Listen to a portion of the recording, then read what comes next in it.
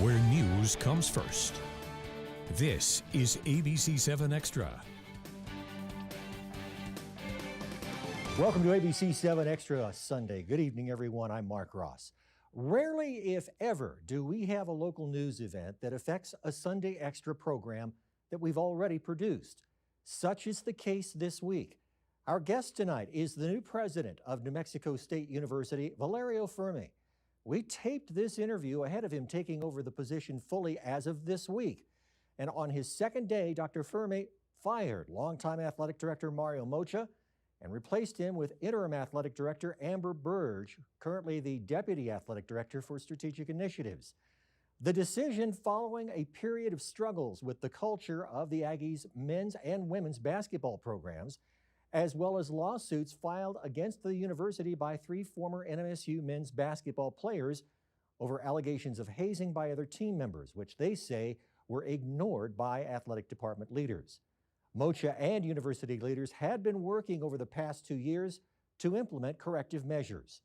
And we'll start tonight's show with part of the news conference that Dr. Ferme held on Friday, and then continue with our conversation with Dr. Ferme about his vision for NMSU. From my perspective, you have to have a little bit of humility as an institution to say, let's look at what happened, let's take responsibility for some of it, let's see what we're doing well, let's see what we're not doing, and then having the courage to say, oh, you know what, we really need to move forward.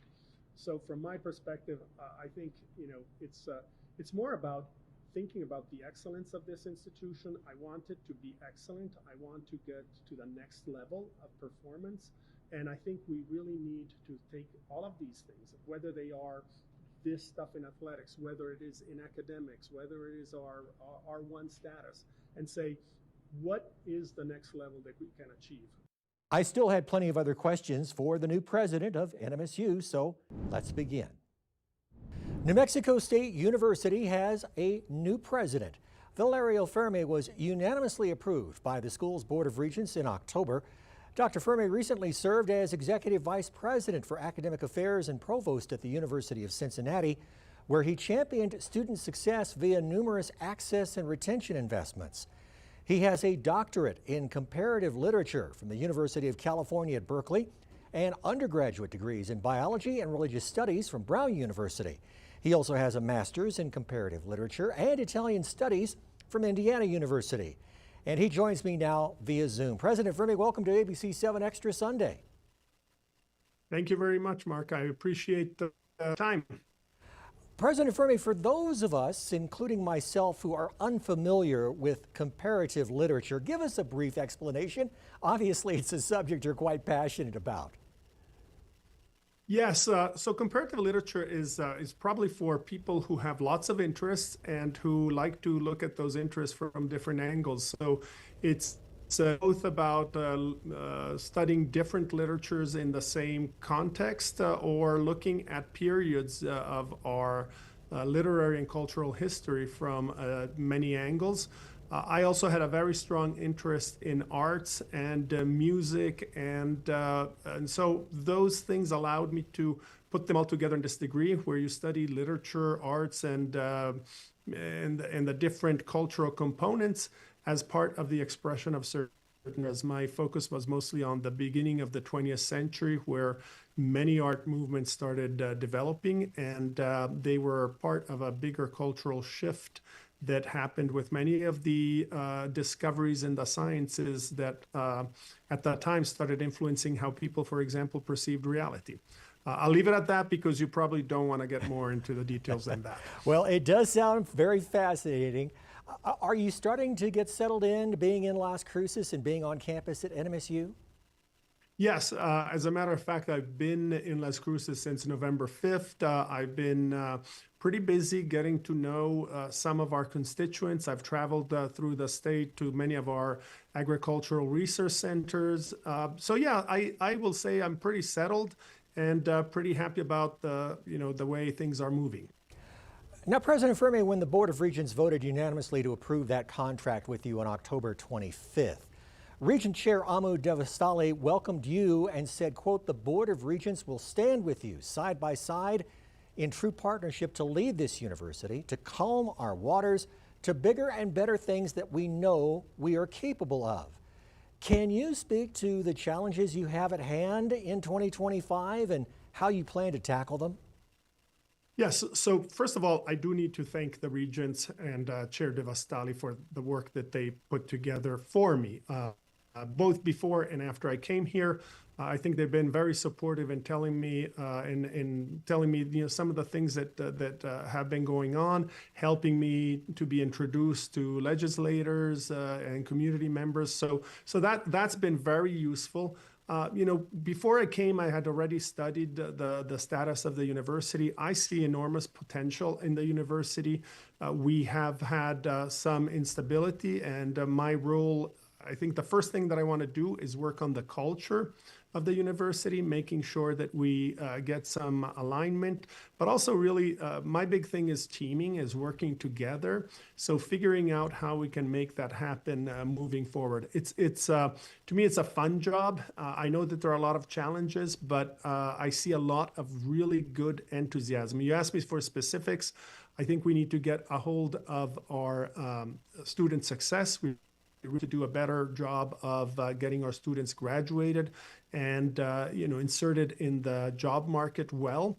But other than that, we have the new Research One status. That's very exciting for us. We have great potential there as well. The other challenges will come along and we'll work with them, but I really need to sort of get going and establishing some practices before we get to that point. One of your initiatives when you were Dean of the College of Arts and Sciences at the University of Cincinnati was a commitment to research, and you just mentioned that. Talk about what you did at Cincinnati and what you want to apply with that initiative at NMSU, since it is a university with a research focus. Yes, the things that I did was really to create a process for, at the time for my college, where we had enough people who were helping our researchers with their grants, both at the pre-award and post-award level. And again, that's a little bit too complicated to get into an interview process, but it was really, we were under-supported. They needed new support. So it was finding some money to hire a couple of positions that they could provide that support. Now, typically that would happen at the office of the Vice President for Research. So we will work with that individual in making sure that those resources are available, and then really stewarding the university through its research mission, both internally to the state and in federal grants. Because of our land grant nature, we get federal support, but there's really a very strong interest from different communities in the state itself to support that. So again, making sure that people who are doing the research are really have an easier pathway, both to submit grants, to make those grants go smooth the process, and then once they're won, making sure that we are good stewards of the funding that we receive. You also championed student success at Cincinnati through access and retention investments. Can you describe some of those investments and how you could carry them over to NMSU?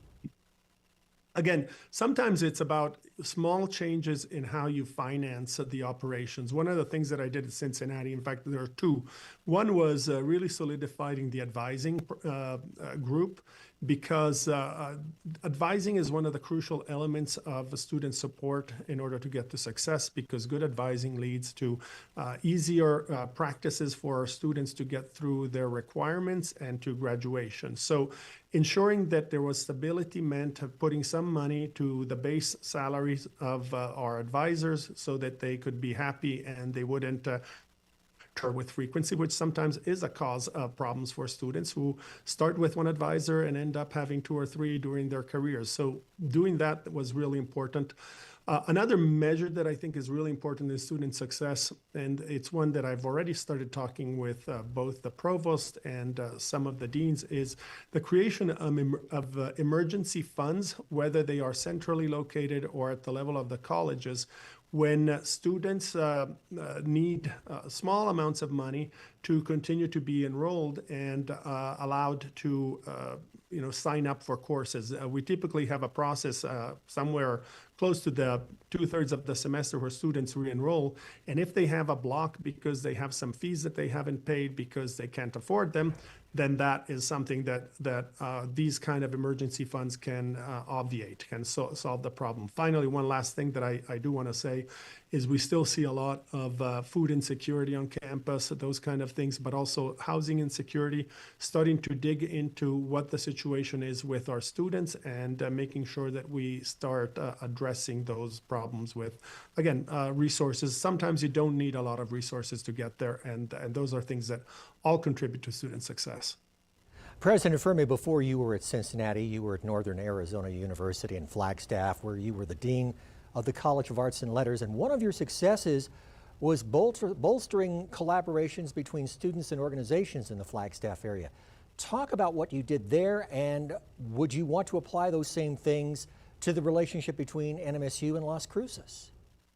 Absolutely. I think, you know, the town and gown conversations that often happen when you have a strong university and a growing city, and that was certainly what Flagstaff was, but I see Las Cruces being in many ways the same way, is how do you ensure that there is a partnership for both members of this partnership. And so going out, meeting people, becoming a member of the Chamber of Commerce, talking with the mayor, ensuring that we are also good partners when it comes to how our students behave and operate within the city. And, you know, a lot of times that's out of my control, but we certainly can develop conversations and policies for how we do that. I see that, and I actually see that even extending, I mean, since you're in El Paso, to sort of this whole metro area. How do we become better stewards for the relationships? And I know that UTEP is a big presence in El Paso, but I see our partnership maybe with the university there to become something that can strengthen the Borderplex region in a good way. My conversation with the new president of New Mexico State University, Valerio Ferme, will continue after the break. Stay with us. You're watching ABC 7 Extra Sunday.